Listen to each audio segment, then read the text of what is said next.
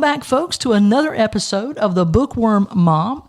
I'm Shannon Grady, and my producer here, Tripp, is with me, and we're super excited today to welcome someone that I am seriously humbled and honored to have on.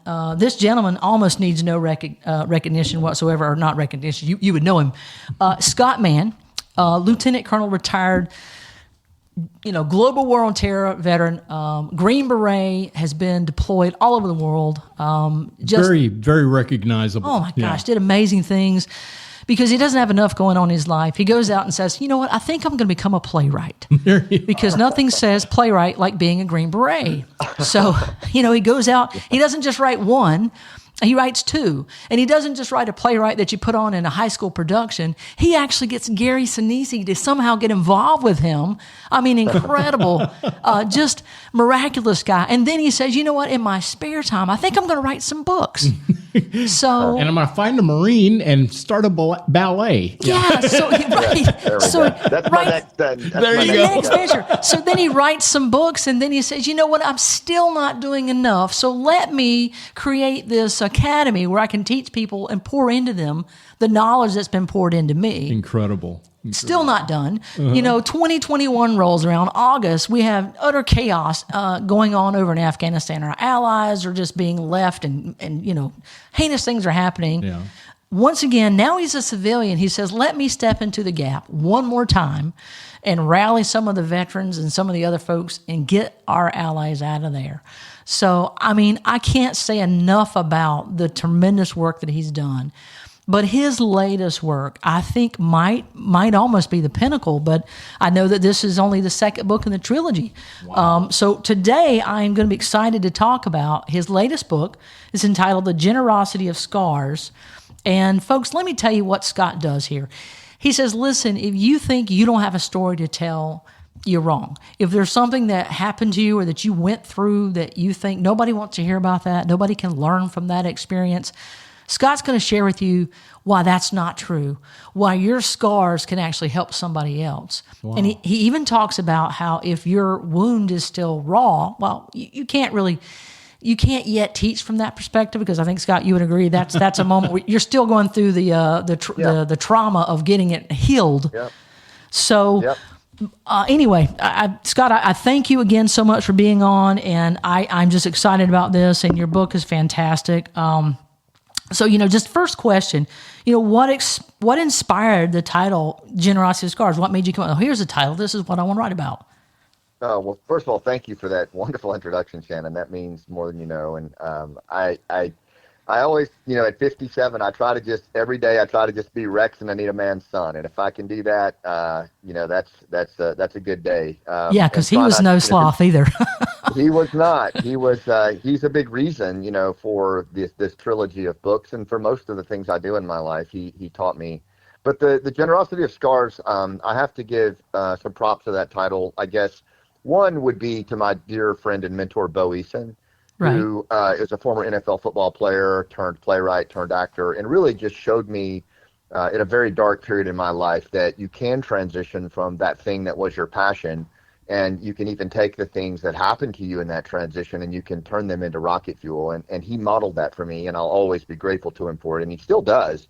And Bo always talked about, when he was acting, one of his coaches, a guy named Larry Moss, who also trained me to some degree, would always say that generosity was critical, giving all of oneself in the performance of your story. And I just love that. I love that title because it made sense to me.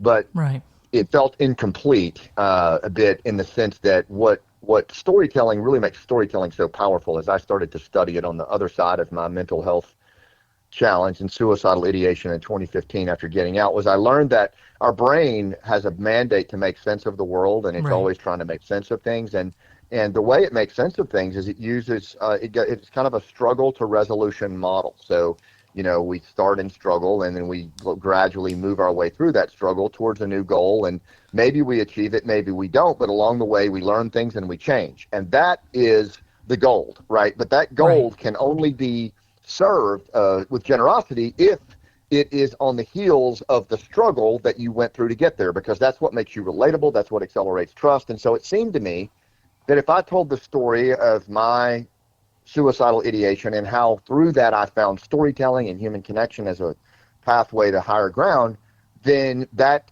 is being generous with a scar. And I'm not alone in that.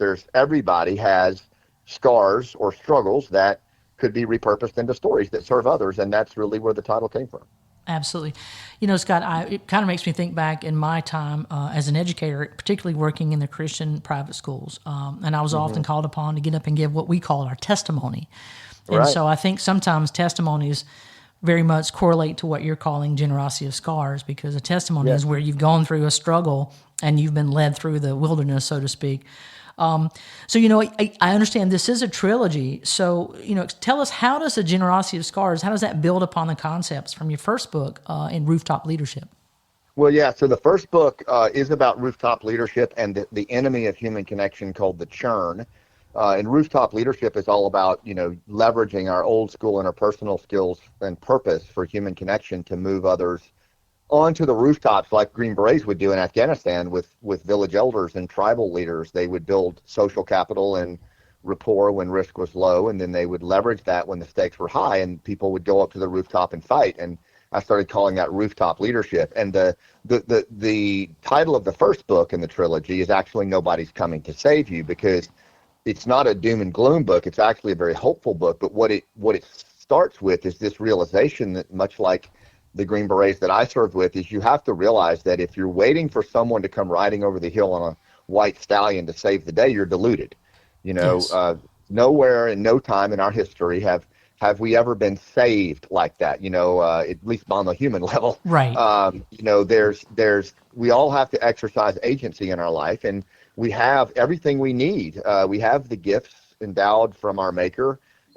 We have everything we need to lead, to connect, to move through the churn, but nobody's coming to save you. So you've got to take action on your own, and it's a bottom-up kind of approach. So that's book one. It lays out the rooftop methodology and the human operating system and the iceberg, and the fact that we're meaning-seeking, emotional, social storytellers who struggle, and that if you tap into that, you've got a real competitive advantage in how you're relatable to others and relevant to their goals.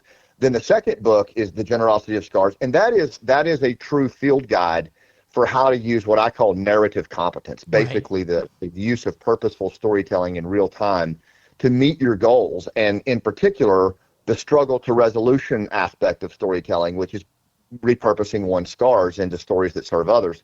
And then finally is Leaving Tracks. And this one is the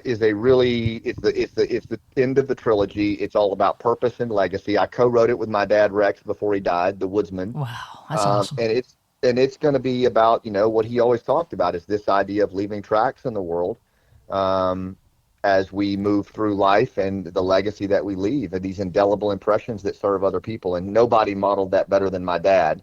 And so I think it's only fitting that that's how we wrap up the trilogy on leadership, with purpose and legacy. It's funny. I actually had that shirt laid out, Leaving Tracks. I have purchased that, and that was Love what it. I was going to wear Thank you. today. But you and Monty both can completely relate to this. We're in the middle of a PCS move, and somehow that shirt did not make it into the pile that I needed, so it's packed. But Okay, that's very cool. Well, Yeah. no worries, because I've got mine and Bubba's got his in the office today, so Awesome. we're representing anyway. So you're thank you, absolutely though. representing. Yeah, for sure. So you talk about that narrative competence, and I think you're right about that. And your book does such a great job of laying out kind of a step-by-step process of this is how you do it, this is what it should look like.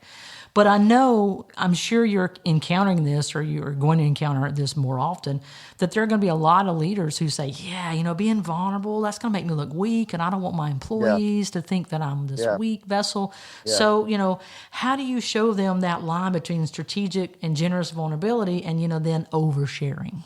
Well, that's a great question. So let me offer a few thoughts on this that might help reframe the whole discussion, because remember, I'm coming at vulnerability as a former Green Beret, and I certainly can appreciate the fact that in that line of work, if you were vulnerable just for the sake of being vulnerable, that's a good way to get your jugular cut, Right. And in corporate America and in today's world, it's not untrue there either, is it? So let me just offer some different thoughts on vulnerability that I talk about in the book that are actually far more aligned with our human operating system and our biological reality than what the modern world has taught us vulnerability is. I don't believe, like Brene Brown's version of vulnerability, while I respect the heck out of her, I don't necessarily subscribe to this idea of like going up on stage and basically just being vulnerable for the sake of being vulnerable. Right. I don't. Yes. I think it's bordering on performative. Yeah, have a good cry, everybody. I don't think it necessarily is what we're designed to do as humans. You know, one of the best definitions I got for vulnerability, Shannon, was from an acting coach of mine, Carl Bury, who before a performance that I was doing, I think it was at Fort Bragg, I was very nervous, and, you know, because it was all Green Berets out there, and he said, Scott, do you know what the definition of vulnerability is in theater? And I said, no. He goes, not knowing what's about to happen and stepping onto the stage anyway. Wow, that's good. And I thought, okay, I like that. Like, I get that. Like, that's true vulnerability. And then, you know, Daniel Coyle in Culture Code, he talks about, you know, leaders who in the SEAL teams who signaled vulnerability in combat, which is exactly that definition. They didn't know what was going on necessarily or what was going to happen next, yet they stepped into the arena anyway, and they took the armor off with their guys to some degree to let that be known. They didn't try to be this impervious, you know, machine, right? That because no one, it's not believable. And then the final no thing human I'll say connection. Right. The final thing I'll say about vulnerability is this: is if you have a hard time with the V word, perhaps adapt it from vulnerability to relatability. And here's what I mean. That's good. Humans are the most social creatures on earth. We don't have fur, fangs, or claws, right? But yet we sit on top of the food chain. Why? Because we're better at forming teams and partners than any other mammal on the planet, any creature on the planet. We are good at building relationships. That's our superpower, right? So relatability is everything. And what I have found, if you will just let relatability be your intention when you're communicating to your teenager after they've been bullied on Instagram, or when you're having a conversation with a brand new associate, or you're talking to your team at an all-hands meeting, be relatable, and vulnerability will come alongside you in the totally appropriate way. That's fantastic. Great answer. You know, but I also think that there are people out there who they don't understand what the connection means. And so when you're talking to folks who are in the corporate world, or maybe they're entrepreneurs, or they're in community leadership, or even politics, you know, how do they apply the principles in your book so that they can bridge those divides and create those deeper connections that actually have meaning, especially in this world that's increasingly distracted and polarized? You know, what are some things that people can do? How can they apply the book's principles to do that? You know, that's a great question, too. And in my first two books, the Nobody's Coming to Save You book and the Generosity of Scars book, I start with foundations, right? I believe we have to get back to our human nature. We have to understand, and I use the iceberg as the metaphor.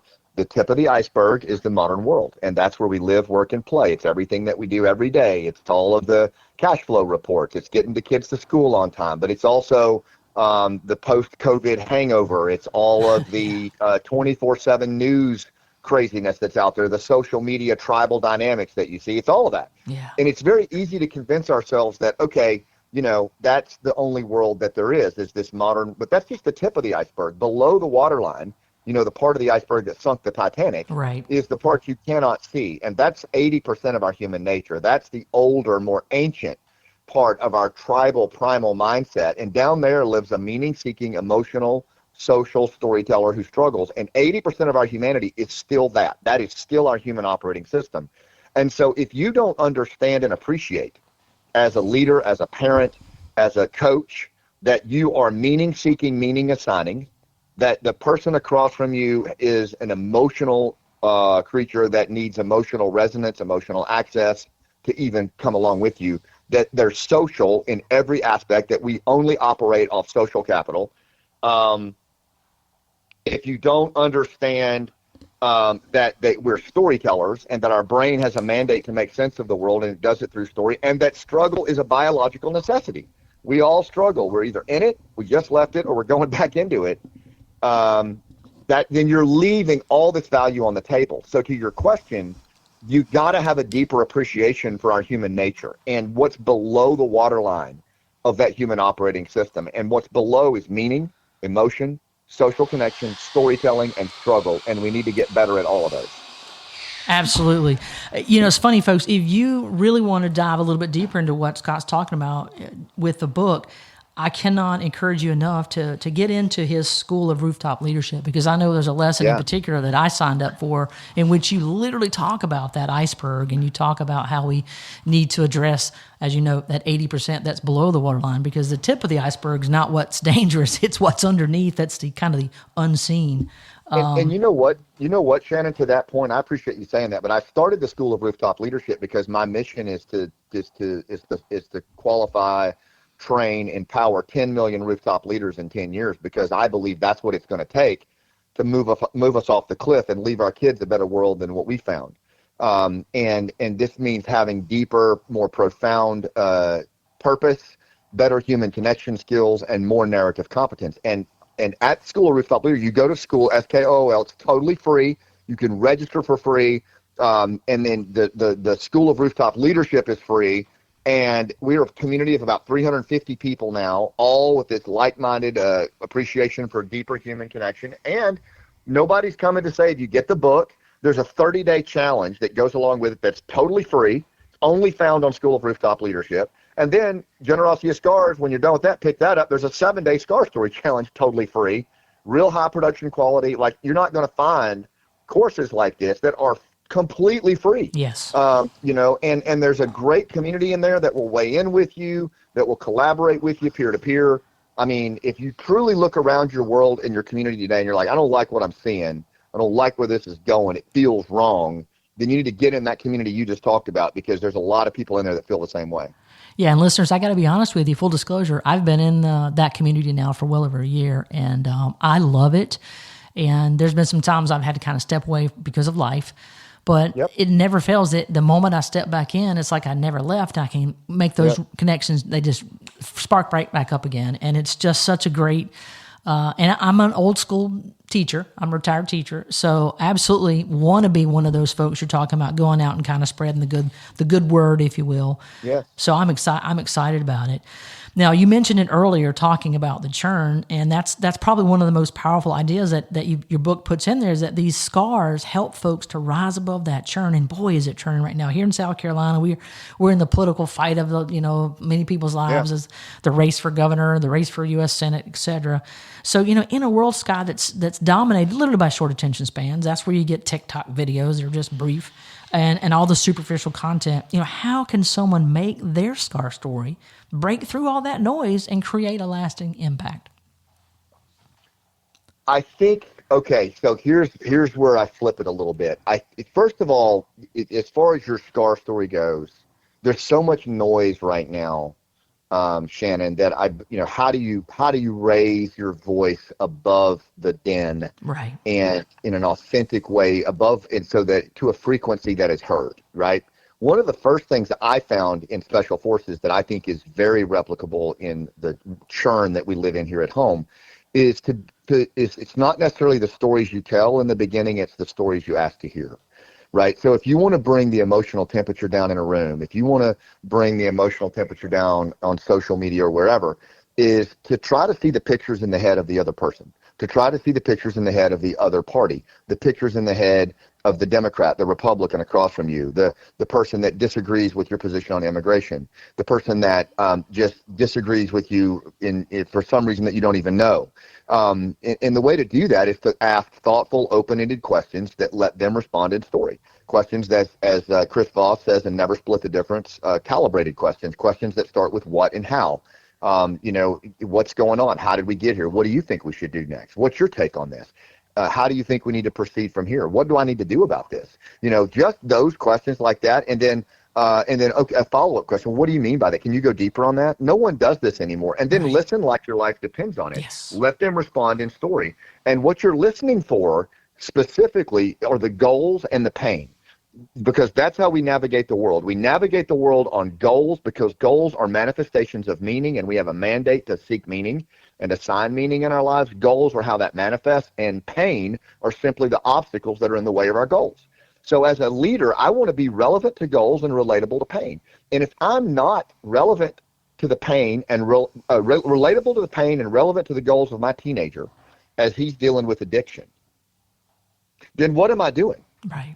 Like, really, am I going to just tell them, am I going to tell them how it needs to be or prescribe the move they need to make?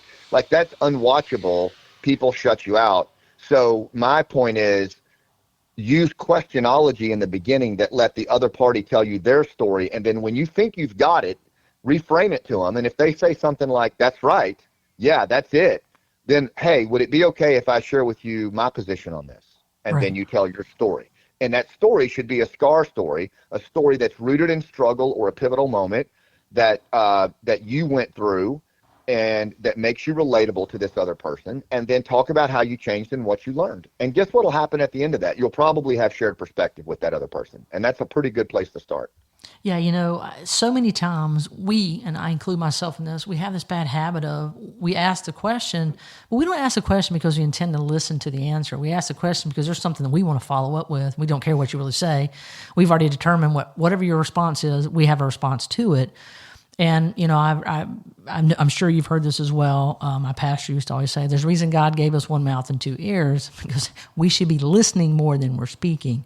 So, you know, it's important that you, as you said, ask those questions, the how, the why, and then ask those follow-up questions and then listen. And I think a lot of us have a bad habit of not replaying back. If we lack understanding about something that was said, rather than just assuming what they meant and responding to that assumption, we need to go back and say, hey, could you clarify what you meant by that?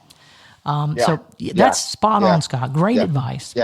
Yeah, and you know, we can do it without letting our emotional temperature go into the red. That's the other thing, is that we have to manage our own energy. You have to put your own oxygen mask on first, because all of us, Shannon, today are operating in an elevated state of our nervous system, where we're in a sympathetic state almost, or near a sympathetic state of fight, flight, or freeze all the time, and we don't even realize it. You know, we're and the other party is as well. So a lot of times when we hear something, we click right into the red on the thermometer, and our amygdala shuts down. We experience what Jonathan B. Smith calls an amygdala hijack, and we surrender our agency. And our brain goes into hyperdrive, and it ties into those neural story maps of things in the past where people took advantage of us, or this person said that, and all of a sudden we've become tribal. You know, we've become so primal in our response that we're now demonstrating in-group, out-group behavior, and it's one of the most dangerous things we can do as leaders in a liberal democracy. It's one of the most irresponsible, dangerous. It puts us in a trance state, as Dr. Ivan Tyrrell says. It makes us stupid, and so we have to reclaim our agency. And the way we do that is by managing our own emotional temperature, putting our own emotional mask on, our oxygen mask on first, and usually 3 to 5. Walk away from it. 3 to 5 diaphragmatic breaths. Feel your feet on the floor. Say, I have time 3 times, and then step in and engage with questions, and you'll be fine. Yeah, you know, I think one of the saddest things about Charlie Kirk's death is that he had that down to a science, his ability to really take something. I mean, they were like all but spitting in his face, and he could just keep that level of emotional, red down. It was impressive. That's what we need, more of that. That needs to be grown. Absolutely. And that's what he was doing, Turning Point USA. And I know that's what you're trying to do with your organization as well. So, Scott, looking ahead, there's so many takeaways from this book. But if you had to say, what's the biggest actionable lesson that you want folks to take away from The Generosity of Scars, what do you think that would be? The world is hurting right now. We are losing the. I'll tell you. Here's the lesson right here. I'll give you the lesson that I think is one of the most powerful quotes. I found it in the book, and it just stopped my clock. And so I'll just share it with you. Sure. And it's by Walter Benjamin, and it says, "The art of storytelling is coming to an end. It is as if something that seemed inalienable to us, the securest among our possessions, were taken from us. The ability to exchange experiences. One reason for this phenomenon is obvious. Experience has fallen in value, and it looks as if it is continuing to fall into bottomlessness. The world needs to hear from you. They need your struggles, what you went through, your scars, the things that you're reluctant to tell others, the things that you're hesitant to tell yourself.